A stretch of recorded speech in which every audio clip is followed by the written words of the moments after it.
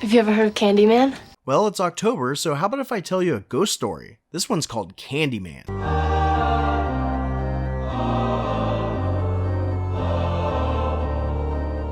You here for the sweet?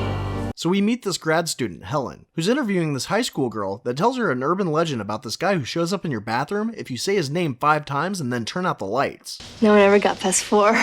She knows a friend who knows a babysitter who's gonna give up her pussy cat to this guy if he's brave enough to say it.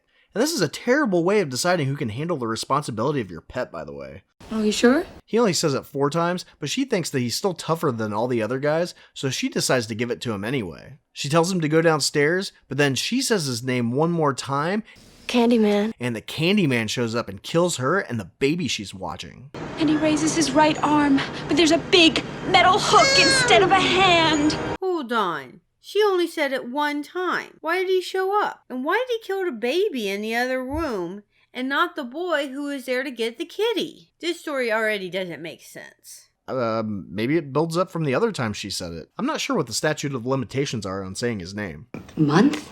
Yes.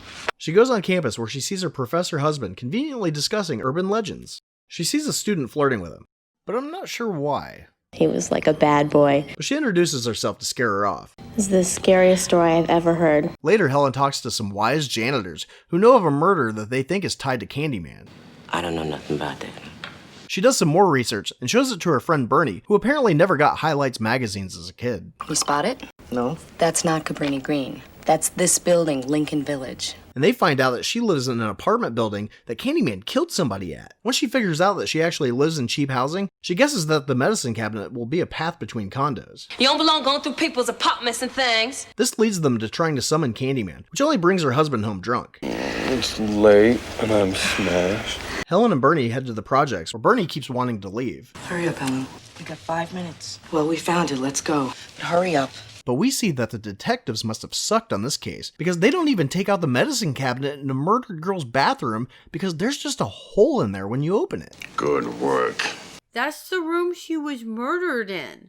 And they didn't check everywhere? Nope, and there's literally nowhere else in the room to look either. There's gotta be another way out of here. So Helen goes into the next apartment where she runs out of film right as she finds the good stuff.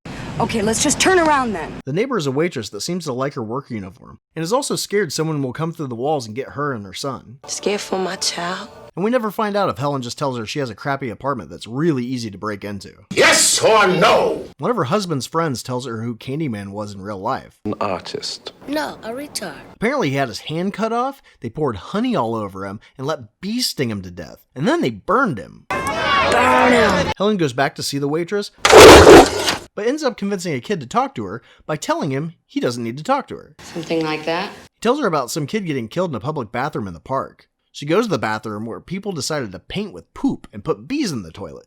Jesus, it stinks. Some gang members, who apparently don't have a sense of smell at all, attack her. Can I please take a shower? And she agrees to help the police take down the gang. Since the leader used the name Candyman, We hear you looking for Candyman, bitch. she thinks she's now solved the murder of Ruthie Jean. Oh, nobody believes that. She gets a visit from the real Candyman, though. Be my victim. He wants her to tell his story, so he gives her an epileptic seizure, and she wakes up in a pool of blood. She hears screaming and sees that she's in the waitress's apartment, and the dog is dead, and the waitress is over the crib crying. Who killed the dog?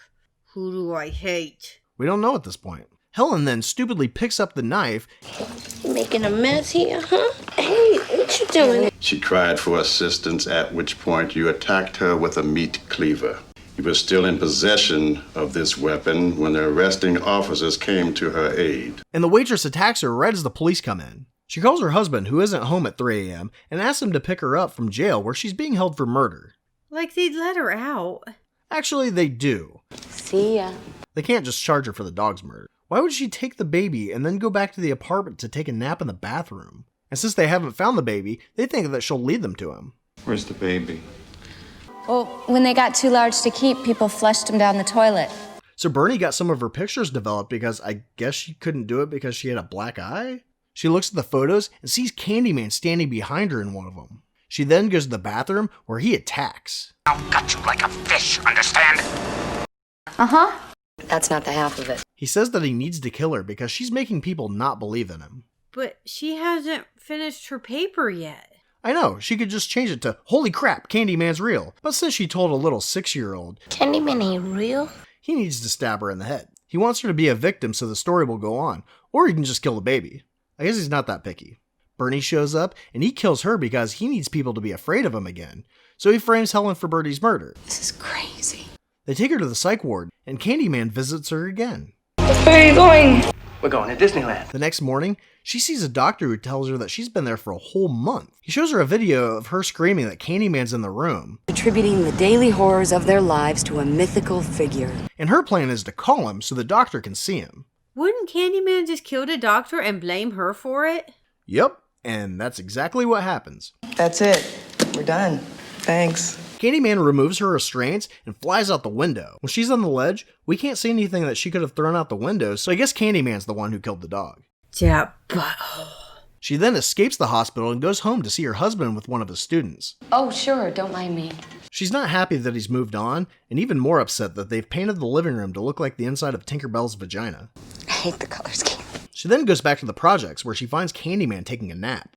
But why would a ghost need a nap? He's been busy trying to get people to be afraid of him again by making Helen look crazy. Plus, he ate a lot of bees, and we see that the baby has been in the apartment the whole time. And he must be a really quiet baby because we've established how thin the walls are. I heard her screaming. I heard her right through the walls. Candyman moves the baby to a pile of garbage, and Helen climbs up to find him. Once she finds the baby, the 6-year-old and his friends light the pile of garbage on fire. She stabs Candyman and crawls through the fire to give the waitress her baby back. And Candyman burns alive again somehow. We see that Helen died saving the baby, and we can see her husband brought a date to the funeral. And just as the funeral is ending, all the people from the fire show up. Why would they all be late to a funeral? Shut up. At least they showed up. And they brought the supposed murder weapon too, and threw it in her grave. Oh, I've got a surprise for you. Back at home, her husband is crying on the toilet, and his girlfriend is really pissed that he's upset by his wife's death. Or maybe it's because he keeps the thermostat so low. But he might want to die because he realizes Helen always had dinner ready for him, and his girlfriend wants him to help cook. Hey, why don't you help me make the salad? But he says her name 5 times, and she shows up and kills him, but spares the girlfriend. When you said you were going to tell me a ghost story, I thought you were going to talk about a haunted house. I thought ghosts had to stay where they were killed.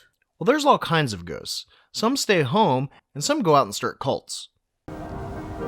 Our names will be written on 1,000 walls. In poop. Subscribe and be immortal.